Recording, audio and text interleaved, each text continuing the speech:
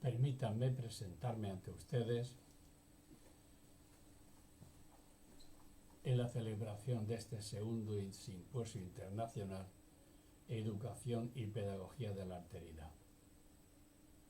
Soy Pedro Ortega, catedrático jubilado de la Facultad de Educación en la Universidad de Murcia, España.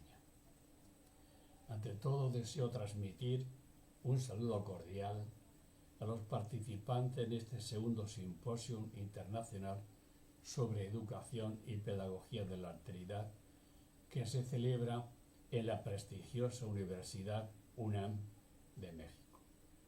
Asimismo, quiero agradecer a REDITE, representado por el doctor Julio César Arboleda, la invitación a participar en este importante evento sobre un tema tan cercano y querido para mí como es la pedagogía de la alteridad. Mi conferencia lleva por título La pedagogía de la alteridad, un paradigma educativo. Espero no cansarles demasiado con mi intervención, cuidadosamente preparada, dada la importancia de este evento tan necesario y tan oportuno. La pedagogía de la alteridad, un paradigma educativo. ¿Qué es un paradigma? La Real Academia de la Lengua Española define al paradigma educativo en estos términos. Es un modelo teórico de creencias y valores compartidos que guían la enseñanza, el aprendizaje y la evaluación. Esto es lo que dice la Real Academia Española de la Lengua. Un paradigma educativo es un marco teórico de conocimientos, principios y valores éticos que condiciona y orienta la acción educativa. Es una luz, un faro potente, colocado en una altura que nos permite observar el mundo, analizarlo, juzgarlo y transformarlo. Es un modo concreto de estar en el mundo y de relacionarse con los demás.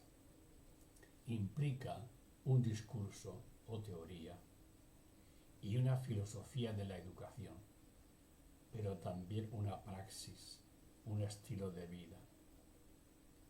Tengo muy claro, a través de mi experiencia como profesor en la universidad, que se enseña como se vive. Y esto es la pedagogía de la alteridad, discurso y vida ética. Ambos términos son inseparables. La pedagogía cognitiva imperante en nuestros centros de enseñanza nos ha conducido a identificar enseñanza y educación, reduciendo la actuación del educador-profesor a una tarea de transmisor de conocimientos y competencias. Lo que es educar, se dice, es responsabilidad de la familia. Con ello se rompe la necesaria unidad y cooperación educativa entre familia y escuela. Y esta deriva no es casual. Se debe a un punto de partida o paradigma que ha centrado todo su interés en el desarrollo de una dimensión del ser humano, su inteligencia.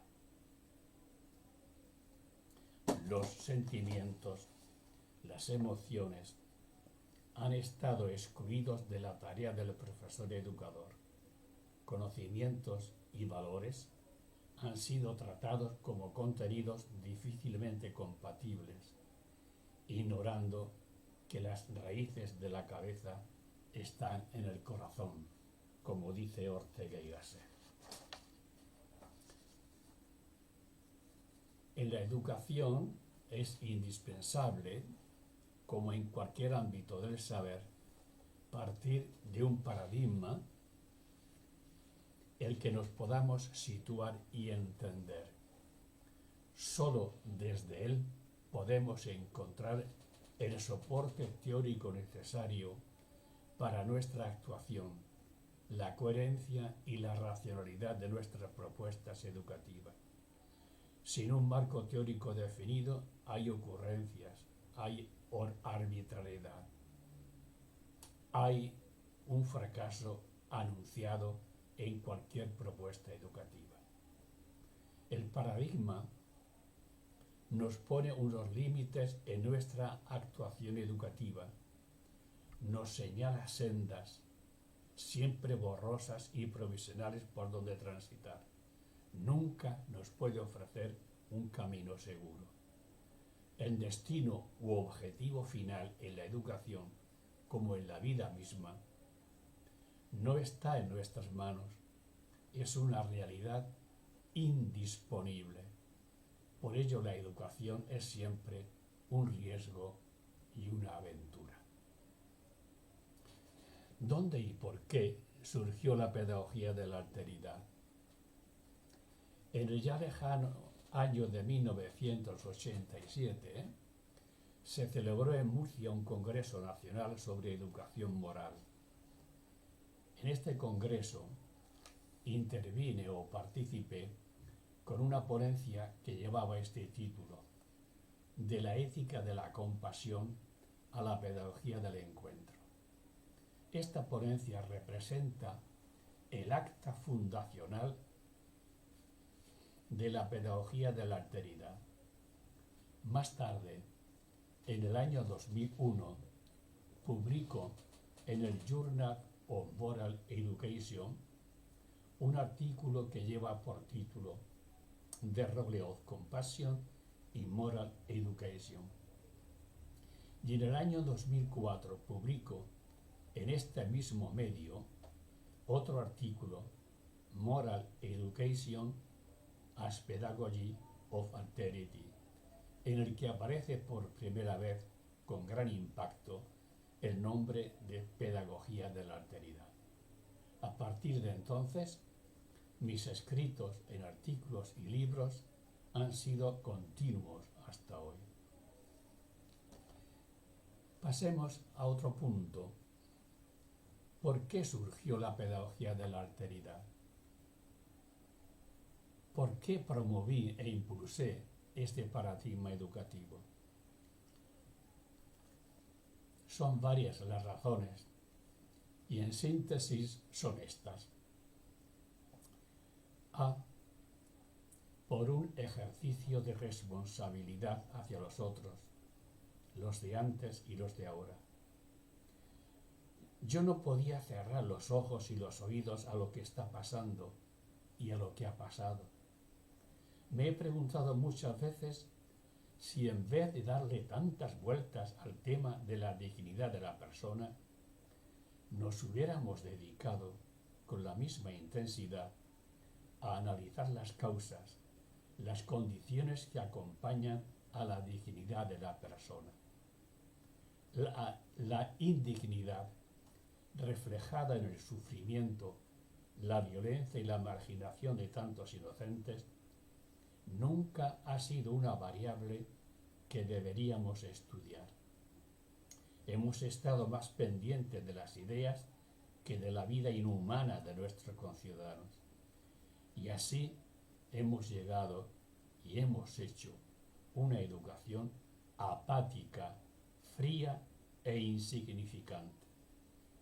La pedagogía de la alteridad, entiendo yo y estoy muy convencido, que es una cuestión de decencia ética, ser decentes éticamente.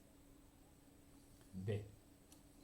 Por el trato que se da a los inmigrantes y diferentes por su cultura en una sociedad que no sabe o no quiere gestionar con sabiduría y generosidad este estado de cosas, y no he encontrado desde la educación mejor herramienta que la pedagogía de la alteridad. Este paradigma educativo es para mí una cuestión de coherencia intelectual y de decencia ética moral. Me resisto a vivir de espaldas a la realidad, No quiero pasar de largo junto a los sufrientes, como hicieron el sacerdote y el levita del relato evangélico de Lucas. Los inmigrantes, los diferentes culturales, los otros, los de fuera, también son el otro de quien debo responder. También existen, no son seres ideales imaginarios, tienen una historia dolorosa detrás y buscan en mí ayuda y acogida. C. Por las fuentes en las que he bebido y han inspirado mi trayectoria académica y por coherencia también mi estilo de vida. Siempre pensamos y hablamos desde algún lugar. Existimos y vivimos en una circunstancia o contexto, en un aquí y en una ahora, que nos define y constituye. Somos circunstancia, nos recuerda Ortega y Gasset. Mi propuesta del paradigma educativo de la pedagogía de la alteridad se reconoce en dos fuentes distintas y complementarias, en una armoniosa unidad. Jesús de Nazaret como maestro de la ética y Emmanuel Levinas, el filósofo judío tan importante y tan decisivo en el pensamiento de la filosofía occidental en el último siglo. Ambos distinguen claramente la ética y la moral, y ambos sitúan al ser humano por encima de la moral, de la norma o ley, al reivindicar la compasión como seña de identidad de la ética. La sola justicia no basta para construir una sociedad humana. Es indispensable la caridad, el amor, como dice Levinas. En estos dos maestros, Jesús de Nazaret y Emmanuel Levinas, me he inspirado para promover e impulsar la pedagogía de la alteridad. En Jesús de Nazaret, como punto de arranque, como pregunta fundante de otro modo de entender al hombre, de entender al otro. ¿Quién es este y esta para mí? Y en Levinas, como aterrizaje en la ética, como filosofía primera. Es la base o soporte teórico filosófico de la pedagogía de la alteridad. Otros filósofos españoles y extranjeros también me han ayudado mucho, como Horkheimer, Adorno, Ortega y Gasset, Mate, Melis, se hacen presentes en mi discurso pedagógico. La lectura de estos autores me ayudaron a descubrir una antropología encarnada,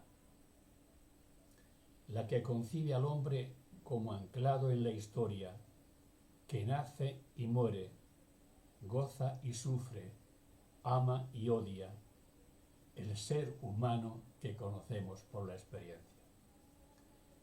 Y también me han enseñado una ética con los pies en la tierra, que se mancha en el barro y se hace compasión con el herido y abandonado en el camino de la vida. Punto tercero. Levinas, fundamento antropológico y ético de la pedagogía de la alteridad. El pensamiento levinasiano es una fuente inagotable para la renovación del discurso pedagógico y de la praxis educativa. Su concepto del hombre y su relación con el mundo y con los otros trastocan el mundo tranquilo en el que estábamos instalados, imbuidos por la filosofía idealista, más preocupada por las ideas que por la realidad histórica de los hombres y mujeres de nuestro tiempo. El concepto del hombre y su relación responsable con el otro marcan un antes y un después en el pensamiento filosófico occidental. Levinas ha supuesto para el discurso pedagógico el comienzo de algo nuevo, la salida de un pensamiento cerrado en el yo, en el mí mismo, que no hace posible la pregunta por el otro. Desde la ética como filosofía primera, se ha de entender e interpretar el paradigma pedagogía de la alteridad. Y solo les voy a dar un breve resumen de la nueva antropología y la nueva ética que fundamenta la pedagogía de la alteridad. Un desarrollo más amplio lo tienen ustedes en Pedagogía de la Alteridad, Levinas y la Educación, y Ética, Antropología y Alteridad en Educación, recientemente publicados. Son mi obra. Fundamento antropológico. Entenderán ustedes que es indispensable fundamentar teóricamente cualquier paradigma educativo, como cualquier otro paradigma. Levinas no concibe al hombre como un ser trascendental, abstracto. No es el ser autónomo, universal, soberano, que nos presenta la filosofía idealista cartesiano-kantiana. No es un ser en sí y para sí. Por el contrario, es un ser para el otro, que depende del otro en su estructura radical antropológica. Es un ser fracturado, un ser quebrado, habitado por otro en su misma naturaleza humana. Desde Levinas, nadie puede responder a la pregunta ¿quién soy yo? Sin dar un rodeo, sin pasar por el otro, sin responder a otra pregunta: ¿quién es el otro? Solamente podremos saber quién soy yo, quiénes somos nosotros, si antes nos preguntamos quién es el otro, quiénes son los otros. El otro nos pone en el camino de encontrarnos a nosotros mismos y saber quiénes somos. Este paso previo por el otro es condición determinante de su mismo ser de hombre. Y sólo desde él, desde esta radical dependencia del otro, el ser humano se entiende y se explica. Es un ser dativo en su constitución como hombre. Nuestra existencia como humanos nos remite siempre a los otros. No está en nosotros ser humanos, sino en el otro, en los otros. Dice Levinas esto: lo humano del hombre no consiste en su pertenencia a un mundo o en su existencia, sino en estar permanentemente abocado a la afuera, más exterior, a la exterioridad, abocado al otro, a ese que le anuncia lo otro por excelencia, el otro hombre, el extraño inapropiable.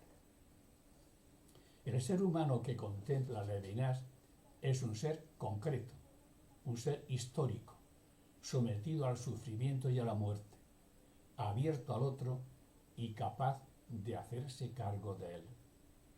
Fíjense lo que escribe Levinas: dar, ser para el otro a su pesar, pero interrumpiendo para ello el para sí, es arrancar el pan de la propia boca, alimentar el hambre del otro con mi propio ayuno. La ruptura de Levinas en su concepto del hombre con el idealismo es total.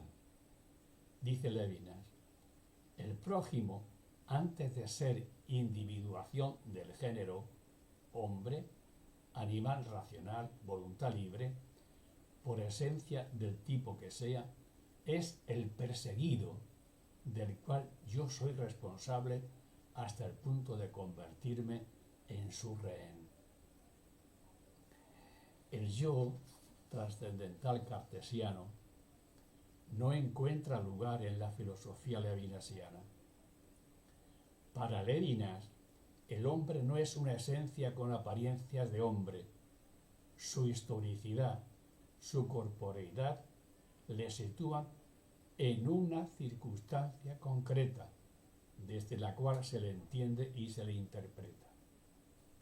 Tampoco es la conciencia reflexionante, que se repliega sobre sí misma y convierte al otro en objeto de conquista intelectual o tema de estudio, como sostiene Husserl.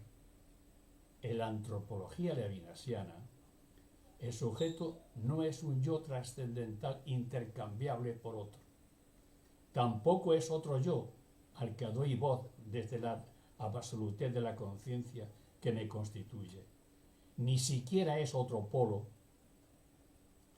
en una previa comunicación que me incluye a mí y desde la cual le tuteo.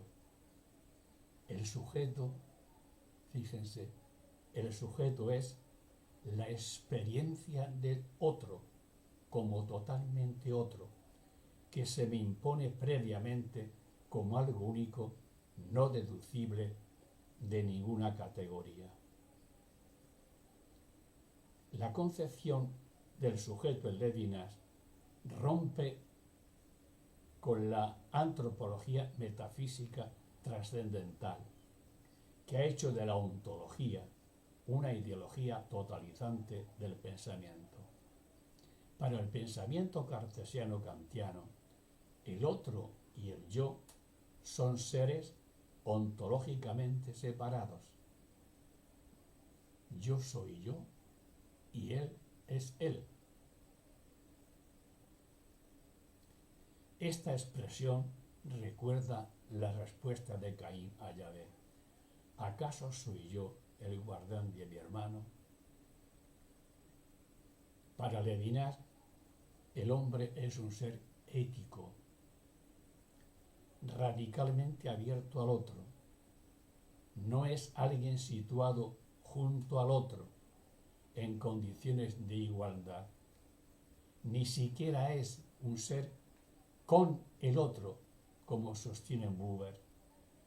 Su relación con el otro es de radical dependencia, de una total asimetría.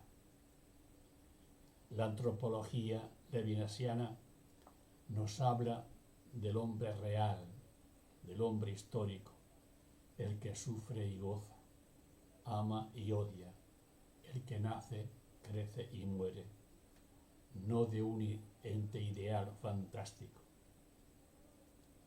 Pensar lo humano equivale a contemplar la vida desde el punto de vista de la contingencia, de las transformaciones y de las circunstancias. De este hombre corpóreo, circunstancial, habla Levinas, no de un ser fantástico.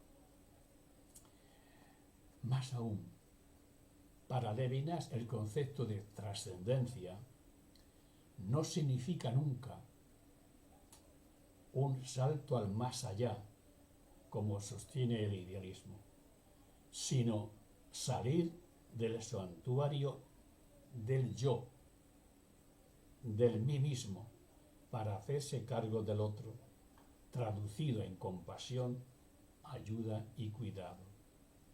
Es en la inmanencia, en la circunstancia o situación en la que vive el otro, donde se produce la trascendencia, aquí abajo, donde se resuelve a diario la vida de cada ser humano. Porque hay inmanencia, asimetría, hay trascendencia, hay ética. Sin inmanencia no hay responsabilidad, no hay ética, no hay vida humana. Segundo, fundamento ético. Para Levinas, el hombre es el ser que se define y constituye por su responsabilidad hacia el otro. Es un heme aquí, bíblico, incondicional, es lo que le hace humano. Dice Levinas, no he hecho nada y siempre he estado encausado, perseguido. La ipseidad, dentro de su pasividad, sin arjé, es decir, sin principio, es ren. El término yo significa heme aquí, respondiendo de todo y de todos. No hay ser humano sin el otro. El sustrato básico de la subjetividad radica en la responsabilidad. La dependencia respecto del otro está en la misma entraña de la existencia humana. Ser humano es ser responsable. Somos responsabilidad. La alteridad se convalida como tal, alteridad, cuando trasluce la trama antropológica de una subjetividad vuelta hacia los demás por la responsabilidad que le constituye. Yo tengo subrayada esta frase, esta expresión, con la cual me identifico, por supuesto. La responsabilidad es la forma propia y exclusiva de existir y de vivir de los humanos. En cada ser humano resuena la voz que pregunta, ¿dónde está tu hermano? Esta pregunta ya resuena en nosotros desde los albores de la humanidad y nadie puede responder por nosotros. Para Levinas, no hay ser humano que pueda decir soy yo desde la negación de la existencia del otro, de su responsabilidad hacia él que le invoca y le llama a la existencia humana. El otro, para Levinas, es inquietud, obsesión de sentido para el yo, intriga, búsqueda.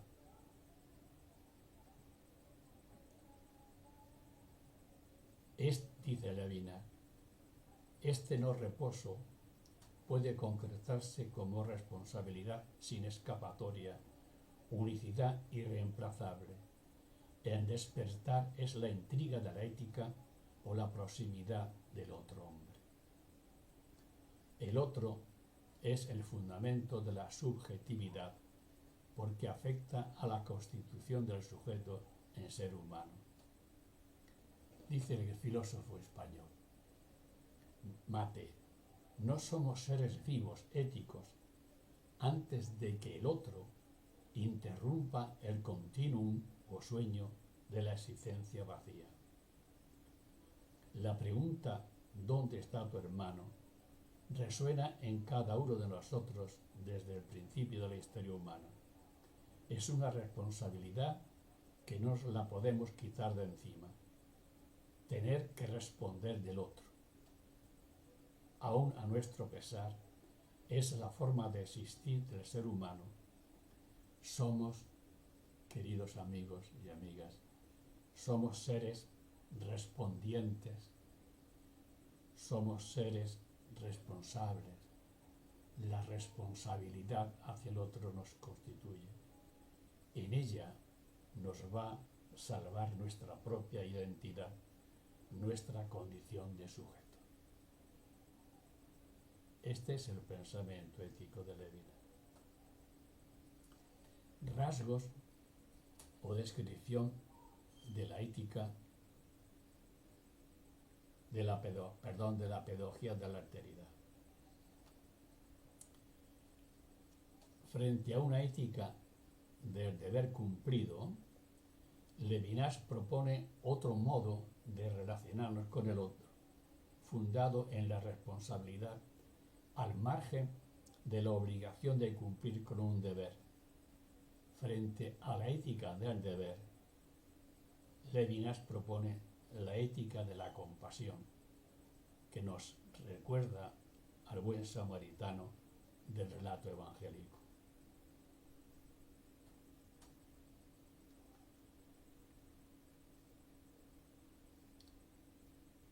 Para Levinas, el cumplimiento de la ley, de la norma, nunca agota la responsabilidad hacia el otro. Y dice él, cuando digo que cumplo con mi deber, estoy mintiendo, puesto que no estoy nunca liberado frente al otro. Frente al otro siempre tenemos una deuda pendiente que debemos saldar. La ética levinasiana de la compasión nada tiene que ver con la ética de la buena conciencia, sino todo lo contrario.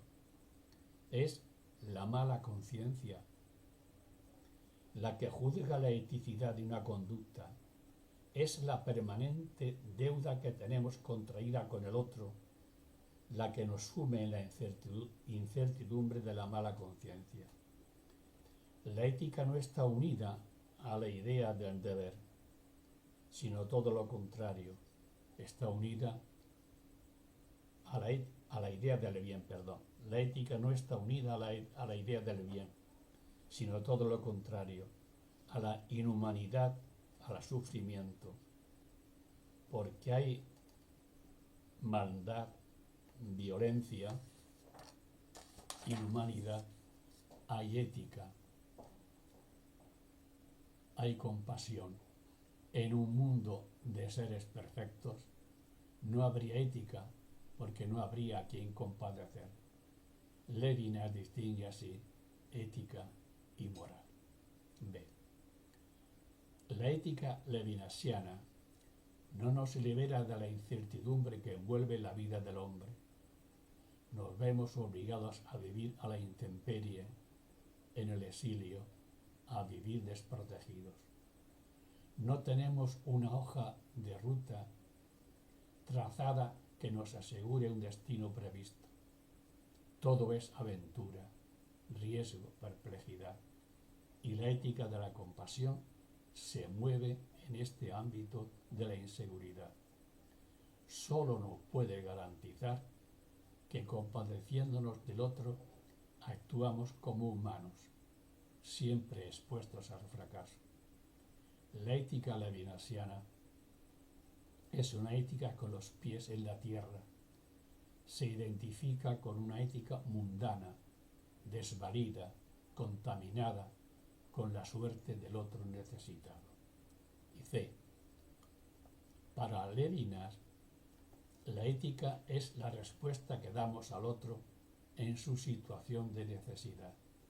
No es solo discurso y teoría, es praxis. Es acercarse al otro como buen samaritano, es responder a su necesidad, es responder a su precariedad, es responder a su desvalimiento y abandono. Y todos somos seres necesitados de compasión. Todos. La contingencia, la vulnerabilidad, la limitación, el sufrimiento es el equipaje que nos acompaña en nuestra existencia humana. Somos seres estructuralmente, antropológicamente necesitados de compasión.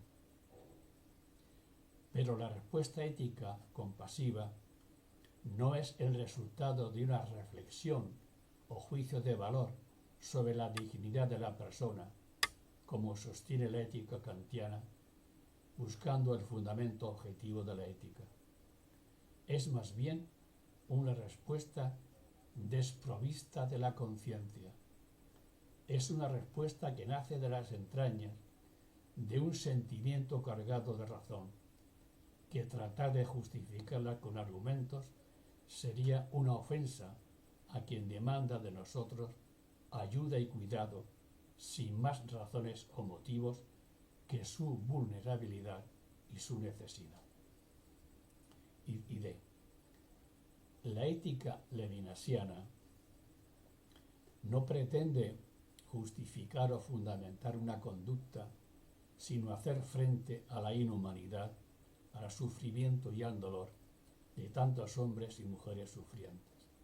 Es una ética material, no formal, que hace suya la experiencia del sufrimiento del otro. Cuarto punto. señas de identidad de la pedagogía de la alteridad. Solamente le voy a dar un resumen, puesto que en la Revista Española de Pedagogía, número 264 de 2016, la desarrollo ampliamente. 1.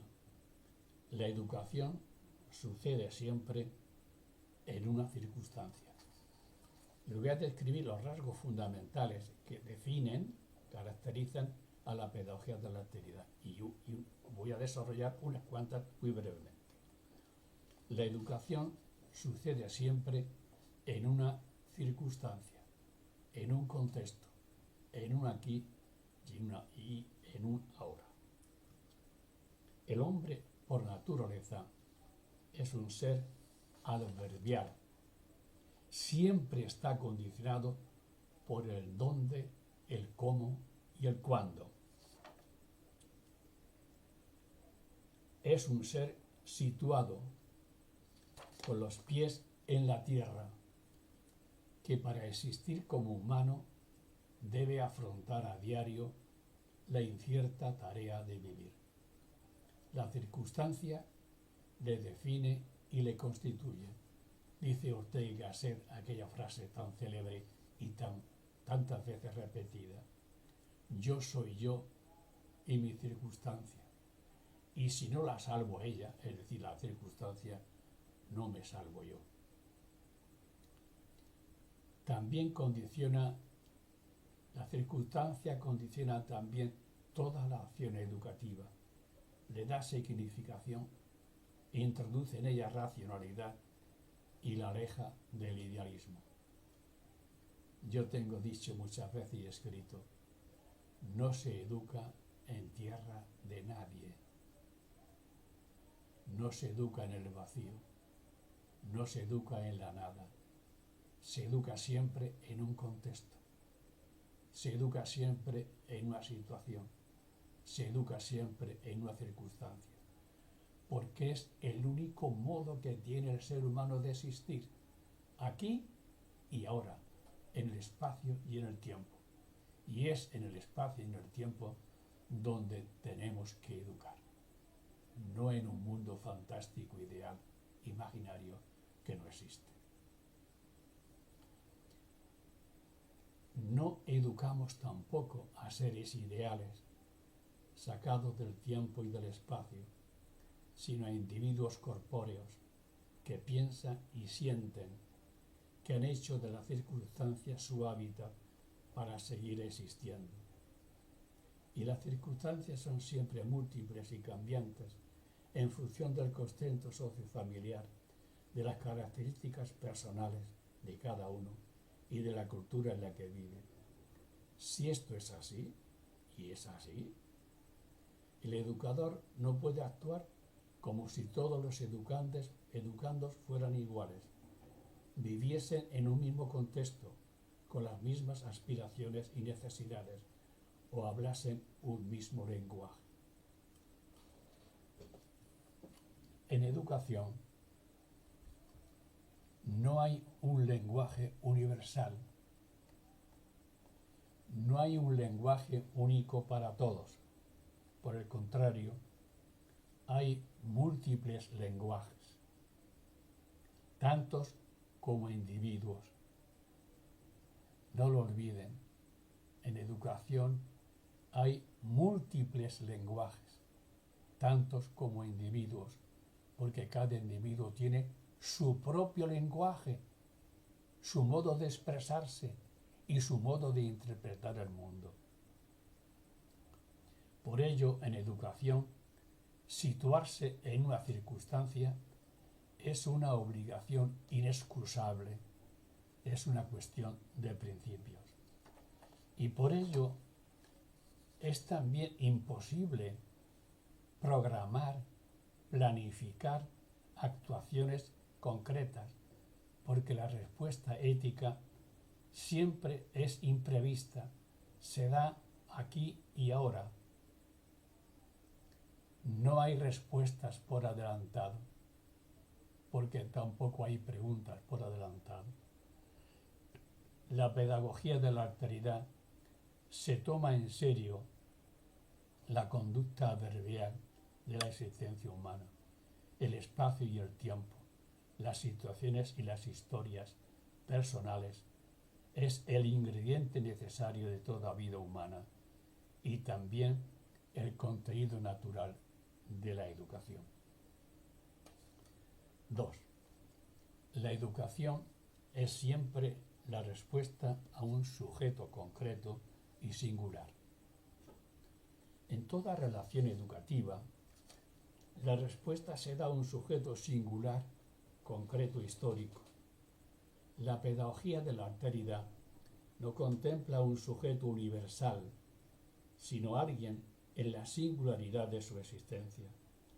No busca la uniformidad ni la extrapolación de sus propuestas educativas. Trata con sujetos singulares que tienen detrás una biografía concreta, sujetos únicos e irrepetibles. Por ello, no hay posibilidad de acudir a principios universales que justifiquen una acción educativa. No hay respuestas universales a preguntas también universales. La pregunta está siempre situada y la respuesta también. En educación se responde a este y a esta, aquí y ahora. Por ello, en educación no hay respuestas definitivas, siempre serán respuestas provisionales, expuestas al error en función del contexto o circunstancia el que necesariamente acontece la ética y la educación.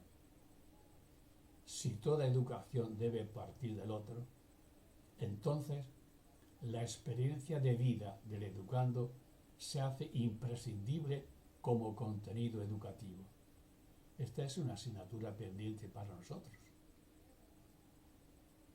Y además es algo importante que debemos tener en cuenta.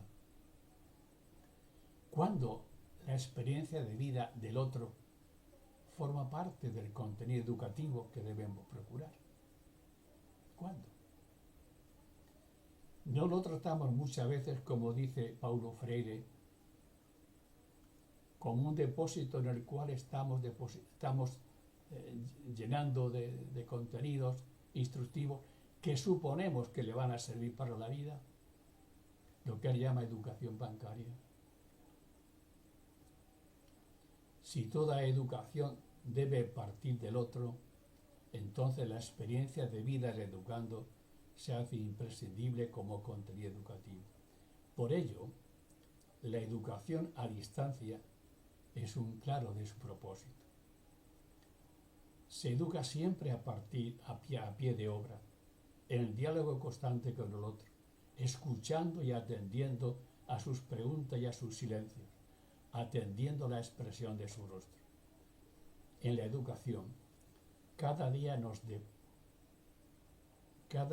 depara algo nuevo. Hay un acontecimiento que interrumpe la rutina y da lugar a un nuevo nacimiento. Nos obliga a estar siempre dispuestos a salir de nuestro yo y a salir de posiciones supuestamente asentadas y fijas y dar entrada a lo provisional y lo ambiguo, al otro que llevamos dentro. 3. La educación es acogida y es responsabilidad. Dice Levinas, el hombre libre está consagrado al prójimo. Nadie puede salvarse sin los otros. Esta consagración al otro se traduce en acogida, acompañamiento. No hay ética si no hay acogida, si no hay respuesta compasiva. Si el otro no se siente aceptado y acogido en su singularidad, le podremos enseñar conocimientos y competencias, saberes instructivos, pero nunca podremos educar. Nunca. Educar en y desde la alteridad exige renuncia y sacrificio, exige acompañar sin descanso al educando en su proyecto de vida, no en el nuestro. Se acoge al otro en todo lo que es, en lo que siente y piensa, en lo que vive. Pero acoger, hospedar, no significa necesariamente compartir ideas y sentimientos con el otro, sino escucharle y atenderle, ponernos en su lugar y hacernos cargo de él. La acogida es una respuesta ética al otro, es hospitalidad, es responsabilidad. No es un viaje de ida y vuelta circunstancial, sino un viaje sin retorno. Es un viaje para quedarse para siempre en el otro. Cuando acogemos al otro, lo hospedamos en nuestra casa, le ofrecemos algo más que mesa y techo. Nos ofrecemos a nosotros mismos como casa de acogida. La acogida, en tanto que responsabilidad hacia el otro, es una filosofía, un estilo de vida que configura nuestro modo de ser y de estar en el mundo. Y es también obediencia ética. El otro se me impone no por la fuerza de argumentos fundados en la razón, sino por la autoridad de su rostro vulnerable. Todos llevamos grabada en nuestra frente esta inscripción: no matarás, como Caín. El otro, en la desnudez de su rostro, nos presenta la indigencia del pobre, del necesitado, y todos somos seres necesitados de ser acogidos y compadecidos.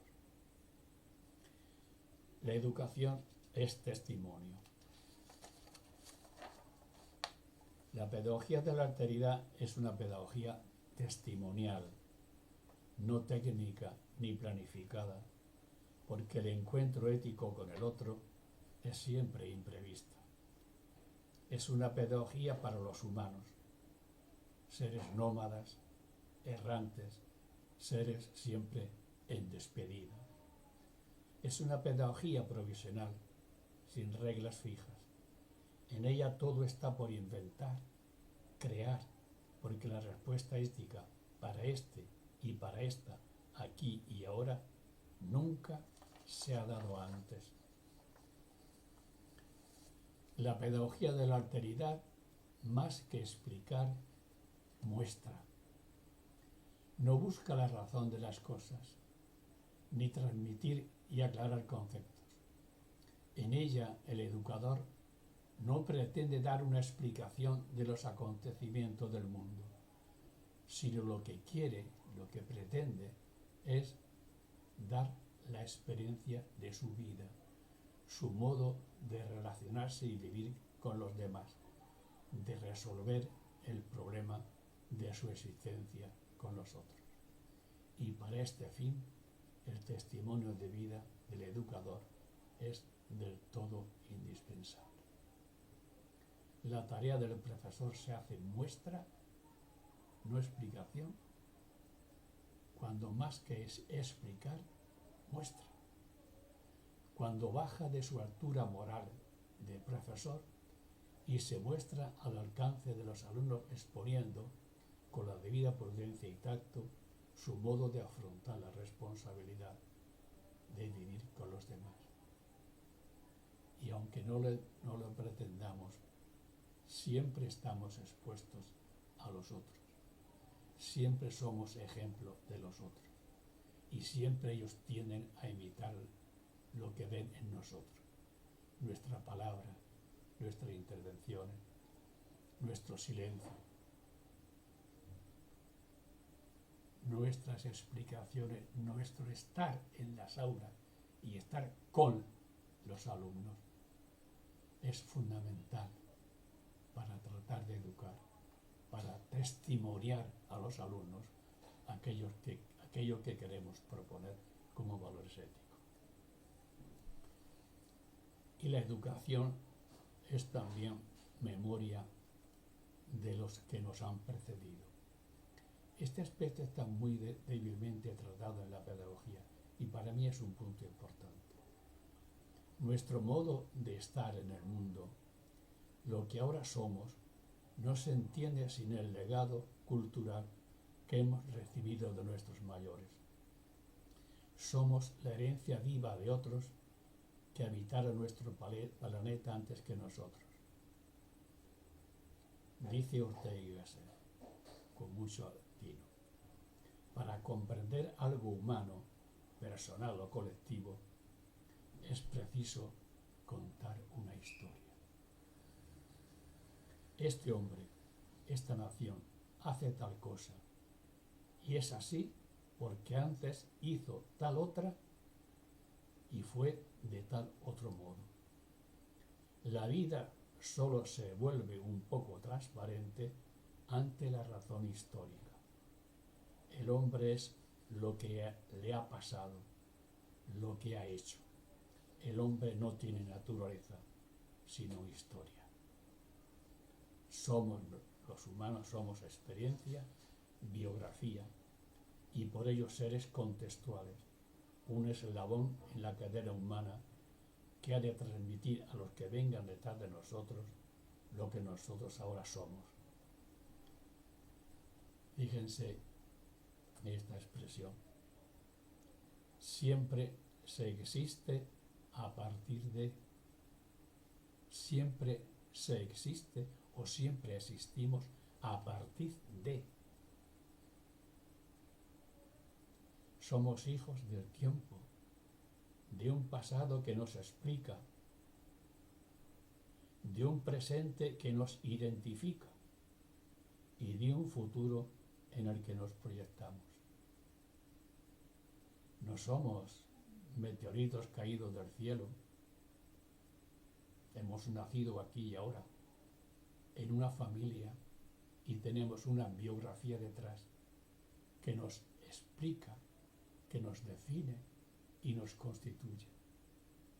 Prescindir de eso es situarse frente a seres fantásticos, imaginarios y reales, que por no existir no significan nada.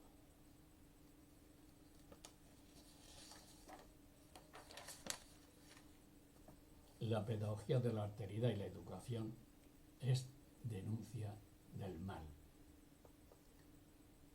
La pedagogía de la alteridad es una pedagogía de resistencia al mal y es también una denuncia de aquello que no debe ser. Es resistencia a toda forma de dominación, a la tentación de lo absoluto.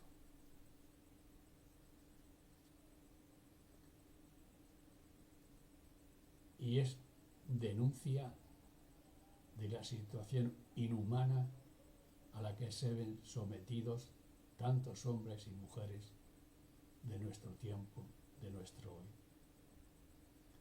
Es una pretensión de hacer que las víctimas sean invisibles, y si son invisibles es que no existen.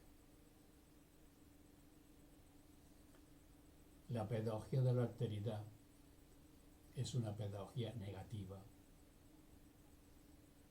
No es una pedagogía blanda, es una pedagogía radical.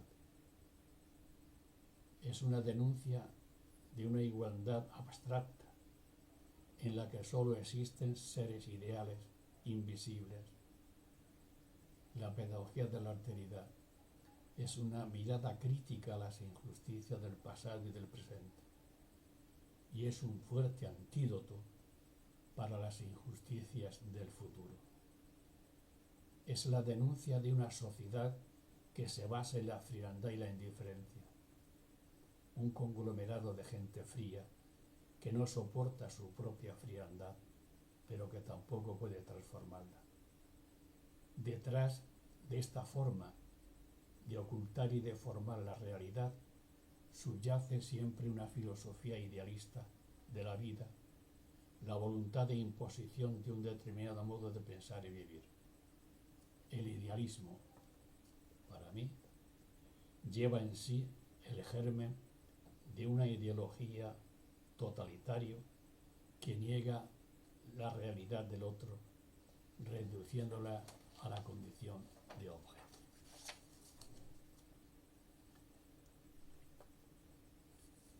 Actualidad de la pedagogía de la alteridad. Ya voy acabando. La semilla sembrada en Murcia, allá por los años 80, en el grupo de investigación Educación en Valores, es ahora un árbol en constante crecimiento. A esta primera iniciativa se unió pronto CETIS Universidad de Mexicali. En la actualidad son bastantes universidades, sobre todo latinoamericanas, que están investigando desde la pedagogía de la alteridad. Yo he recibido y estoy recibiendo muchos correos de gente interesada en la pedagogía de la alteridad y me solicitan que les proporcione documentación como soporte teórico para su proyecto de investigación. La pedagogía de la alteridad ha generado desconfianza y adhesión por igual. El camino que le espera es largo, tortuoso, pero lleno de esperanza. Confío en que desde este paradigma hagamos posible una educación con rostro humano al servicio de los hombres y mujeres de hoy y de mañana, y que favorezcamos la construcción de una sociedad con instituciones regidas por la justicia, la equidad y la ética, una sociedad que permita vivir humanamente. La pedagogía de la alteridad no se erige en tabla de salvación ni para el individuo ni para la sociedad. No es nunca, no la ha pretendido ni lo pretende ahora, ser una propuesta salvadora de la humanidad, ni nos promete que un día podremos vivir libres de la injusticia social, pero sí es protesta, denuncia, y es también propuesta de otro modo de vida más humano. La ética de la compasión es una ética de la responsabilidad. Si la filosofía comenzaba con la admiración, esta ética tiene su inicio en un grito, en un lamento. Es protesta, es demanda, es denuncia y es propuesta de otro modo de vida mejor, más humano que el que tenemos. Y por último, me permito hacerles algunas recomendaciones que les pueden ayudar a afrontar su hermosa tarea de educar. A. Nuestro compromiso ético como educadores no empieza ni acaba en los alumnos que tenemos delante en las aulas, sino que abarca a todos los hombres y mujeres de la casa común que habitamos. La educación siempre es una cuestión de amor, y el que no sea capaz de amar, que renuncie a educar. Repito, educar es amar, y el que no sea capaz de amar, a pesar de todo, que renuncie a educar. B.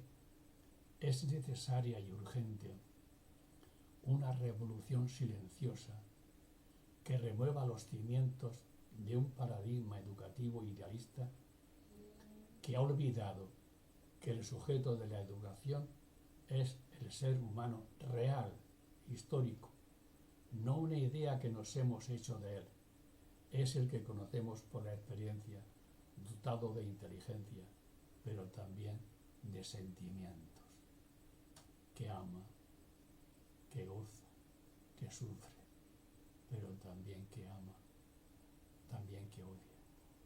Es el ser que somos, el que está acreditado por la experiencia. Para este cambio se necesita inteligencia para estudiar, analizar y juzgar el mundo real en el que vivimos, generosidad para desprendernos de todo aquello que nos impide responder a las demandas de aquellos a quienes nos debemos, y perseverancia y coraje para llegar hasta las últimas consecuencias, porque es una tarea muy difícil.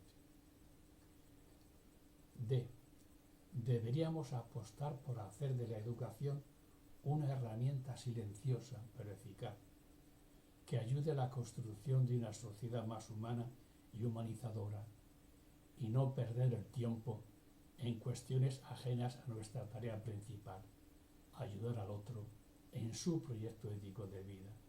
Lo demás nos estorba. Deberíamos tener siempre presente este axioma, que antes se les he dicho: no se educa en tierra de nadie. Fuera de las circunstancias que nos condicionan, nos explica y nos constituye. La circunstancia es esta condición para existir y vivir como humanos, y es también la condición para educar. G. Deberíamos integrar nuestra tarea de educar como una propuesta al sentido de nuestra vida, hacer de la educación una entrega gratuita al otro, hacer un estilo de vida. Hemos asumido la responsabilidad de educar y esta nos acompaña siempre, no como un oficio o profesión, sino como una forma de existir y de vivir. La pregunta por el otro forma parte de lo que somos y de lo que vivimos. ¿Dónde está tu hermano? Resuena como acusación constante en nuestro interior. H. La pedagogía de la alteridad no es otra teoría de aprendizaje que se añade a las teorías ya existentes. Cualquier teoría de aprendizaje se limita a dar cuenta de la adquisición de conocimientos, competencias, hábitos de conducta, etc., sin que el educando o profesor se vea afectado o interpelado en su vida personal. La pedagogía de la alteridad no es otra manera de aprender, sino otra manera de educar. Supone en el educador otro modo de pensar y de estar en el mundo.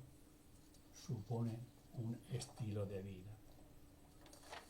Es una filosofía de la educación y también es una filosofía de la vida. No es una estrategia de enseñar, sino un modo de educar. Compromete la vida entera del educador. Para mí este punto es fundamental. Queridos amigos y amigas, esto es fundamental. Si no asumimos que la pedagogía de la alteridad como paradigma educativo nos compromete, nos cuestiona, nos interpela y nos exige un estilo de vida ético, no habremos entendido absolutamente lo que es educar. Por eso sostengo que toda educación debería ser pedagogía de la alteridad. Partir del otro, quedarse en el otro, dar razón del otro, cargar sobre nuestras espaldas el peso del otro y hacernos siempre cargo de él, responsable de él. Y esto exige amor, renuncia y entrega. Y acabo con esta reflexión. En los desiertos de Libia se suele oír este antiguo proverbio: bebe del pozo y deja tu puesto al otro. Ahora, queridos amigos y amigas, participantes en este segundo simposio, ahora es vuestro turno para beber agua del pozo de la pedagogía de la alteridad. Los que iniciamos esta hermosa aventura hace ya algunos años, os entregamos el testigo para que lo transmitáis a los que vengan después y lo entreguéis fortalecido, bien enraizado y ensanchado, convertido en un árbol frondoso, capaz de acoger a todos y contribuir a edificar una sociedad más equitativa, más solidaria, más justa, más compasiva. Finalmente, reitero mi agradecimiento por ser invitado a intervenir en este importante evento. Les deseo a todos los participantes que tengan un buen recuerdo de este acontecimiento y que se lleven el compromiso de hacer una educación más humana, más pegada a la experiencia de vida de cada educando. Muchas gracias por su atención. Desde Murcia, España, un cordial saludo. Pedro Ortega.